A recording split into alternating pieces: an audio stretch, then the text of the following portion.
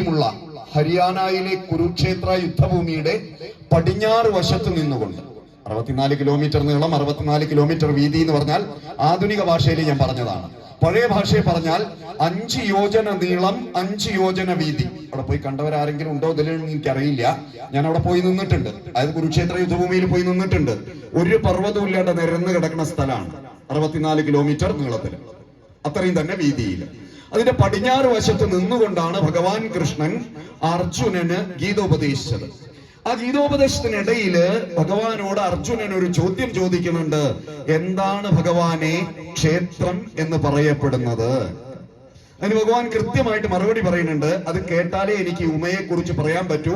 നിലവിളക്ക് എന്താന്ന് നിങ്ങൾക്ക് മനസ്സിലാവൂ. ഇന്നിവിടെ നിന്ന് നടന്ന ചണ്ഡികാ ഹോമം എന്താന്ന് നിങ്ങൾക്ക് മനസ്സിലാവൂ. എല്ലാം മനസ്സിലാവൂ. അല്ലെങ്കിൽ നിങ്ങൾ കഥ അറിയാതെ ആട്ടം കാണുകയായിരിക്കും.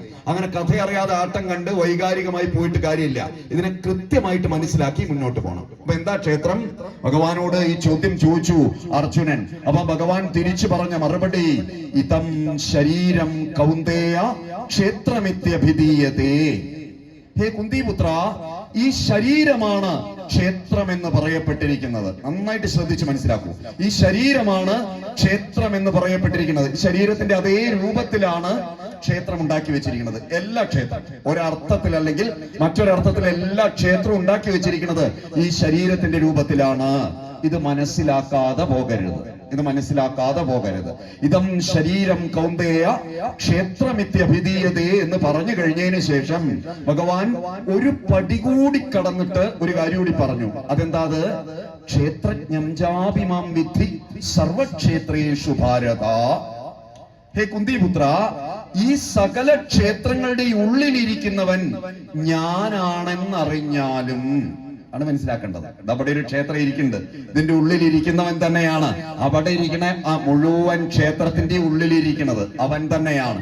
പല നാമരൂപങ്ങളില് അവൻ കേൾക്കപ്പെടുന്നു, അറിയപ്പെടുന്നുവെങ്കിലും എല്ലാവരുടെ ഉള്ളിലും ഞാൻ തന്നെയാണ് ഇരിക്കുന്നത് അർജുന എന്ന് പറഞ്ഞു കഴിഞ്ഞിട്ട് ഒരു പടി കൂടി കടന്ന് ഭഗവാൻ ഒരു കാര്യം കൂടി പറഞ്ഞു. അതെന്താ പറഞ്ഞത്? ഇടയ്ക്ക് ശ്രദ്ധിക്കുക, ശ്രദ്ധ ഉണ്ടാവട്ടെ. ഇങ്ങോട്ട് അവിടെ ഇരുന്നിട്ട് നമ്മൾ അങ്ങോട്ടും ഇങ്ങോട്ടും നോക്കിയിരുന്നിട്ട് കാര്യമില്ല. ഇത് കേൾക്കണം, ഈ വിഷയം അറിയണം. ഇത് കഴിഞ്ഞ് അവസാനം ഇവിടുന്ന് എഴുന്നേറ്റ് പോകുമ്പോ കൃത്യമായ ധാരണ വരണം ഉള്ളിൽ. അതുകൊണ്ടാണ് ശ്രദ്ധാവാൻ ലഭതേ ജ്ഞാനം എന്ന് പറയുന്നത്. ആരൊരാൾക്ക് ശ്രദ്ധയുണ്ടോ അവന് മാത്രമേ ജ്ഞാനം കിട്ടൂ. ഈ വരുന്ന ആൾക്കാർ മുഴുവൻ ശ്രദ്ധ ഉള്ളവരായിരിക്കില്ല. നമ്മൾ ഗുരുവായൂർ പോയി നോക്കുക. ഗുരുവായൂർ പോയത് കണ്ടിട്ടുണ്ടോ? ഗുരുവായൂർ പോയിട്ടുണ്ടോ? അല്ല ചോദ്യം. ഗുരുവായൂർ പോയിട്ടുണ്ട്. ഗുരുവായൂർ പോയാൽ നമ്മൾ ആദ്യം തയ്യ ഗുരുവായൂരപ്പനെ കാണുമോ?